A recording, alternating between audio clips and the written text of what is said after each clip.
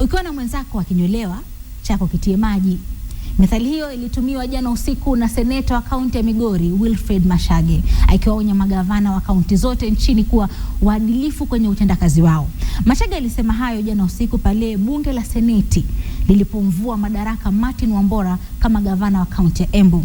Maseneta hao walipiga kura kwa kauli moja baada ya kushawishika kwamba makosa yaliyoletwa dhidi ya Wambora yameonyesha ukiukaji mkubwa wa uongozi bora na hivyo kuhujumu sera za utawala ugatuzi.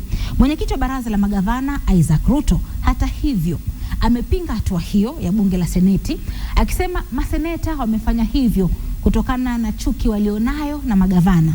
Hivyo basi wataenda mahakamani Jumatatu wiki ijayo kupinga uamuzi huo. Mwanahabari wetu Frank Otieno anatupa taarifa hiyo kwa undani.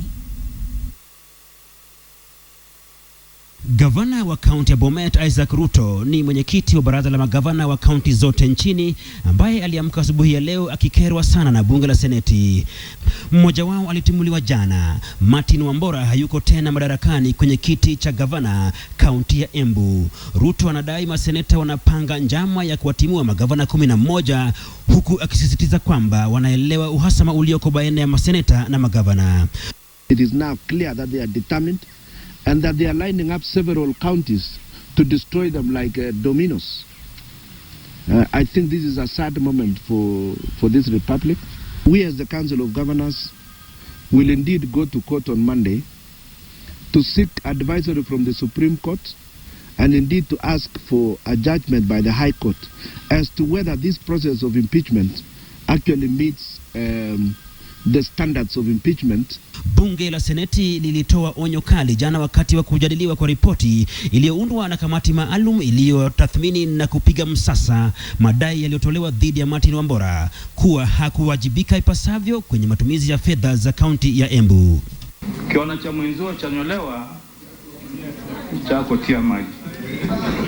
Na huo ndio ukweli, kwa sababu hatutaki kusema hapa kwa sababu leo tuongea mambo ya Embu.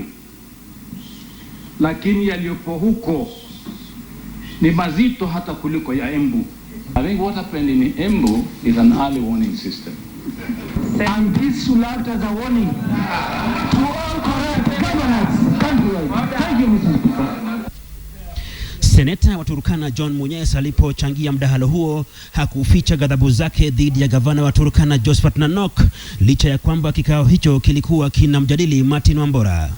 And our great people of Turkana will not sit to see Governor Nanok undermine the spirit of the Turkana people. Let us not give the impression that the senators are there now to go for governors. My brother Wambora seems to be out of control completely.